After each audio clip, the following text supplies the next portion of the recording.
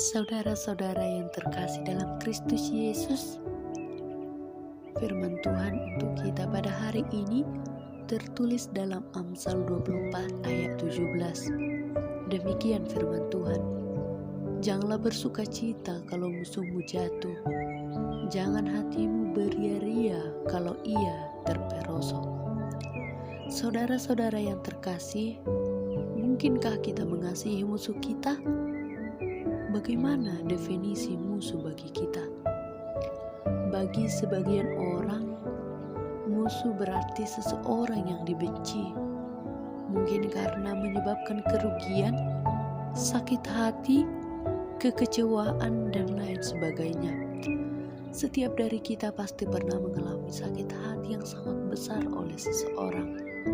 Ada banyak alasan menjadikan orang sebagai musuh. Misalnya, orang tersebut pernah menyakiti kita, mengkhianati kita, menipu, dan lain sebagainya. Permusuhan beriringan dengan sakit hati. Dendam dan kebencian tidak lagi dapat dihindarkan, karena semakin lama rasa sakit itu semakin dalam, hingga kita pernah berkata, "Tidak saya maafkan hingga 7 turunan." Saudara-saudara yang terkasih, dalam hidup ini kita tidak bisa menghindari benturan dengan orang lain. Ada kalanya kita akan merasa disakiti. Itu adalah hal yang wajar, karena manusia adalah makhluk yang tidak luput dari kekeliruan. Tuhan mengajarkan kepada murid-muridnya dan orang banyak, tidak ada prinsip mata ganti mata, melainkan ajakan untuk mengasihi musuh. Bagaimana caranya? Mengapa kita harus mengasihi musuh kita? Bukankah kita sudah disakiti dan dikecewakan? Saudara-saudara yang terkasih, memang kita sudah disakiti oleh musuh kita sendiri. Namun, karena kita adalah anak-anak Allah, kita harus mampu mengasihi musuh kita. Nats renungan untuk kita pada hari ini mengingatkan kita, janganlah bersuka cita kalau musuhmu jatuh. Janganlah hatimu beria-ria kalau ia terperosok. Janganlah kita berbahagia ketika musuh kita jatuh.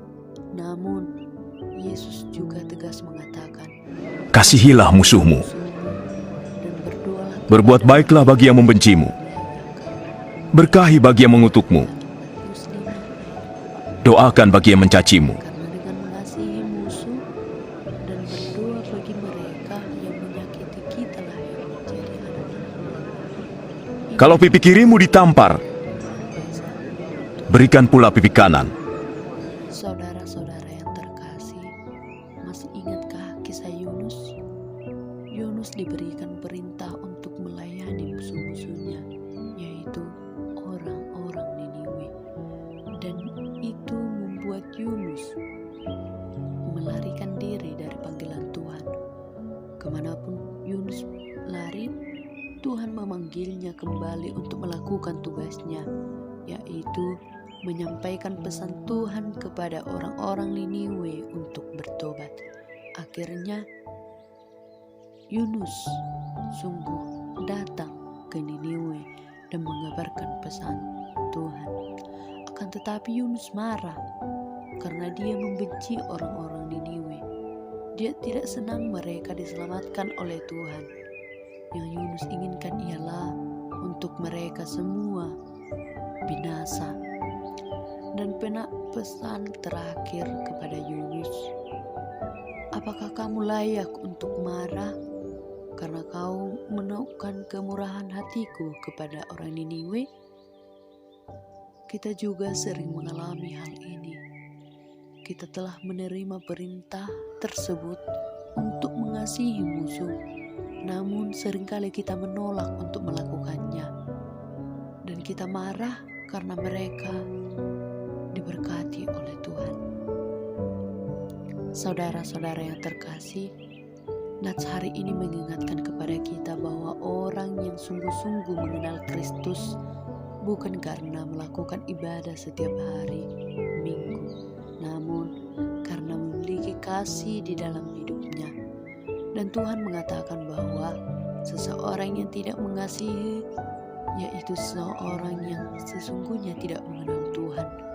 Namun yang mengasihi Tuhan termasuk orang yang sudah mengasihi musuhnya.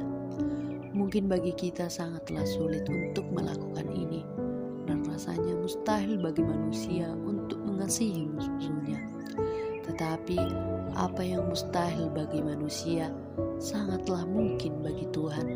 Untuk itu kita tetap berdoa kepada Tuhan dan meminta kekuatan kepadanya untuk memampukan kita memaafkan, terlebih mengasihi musuh kita. Amin.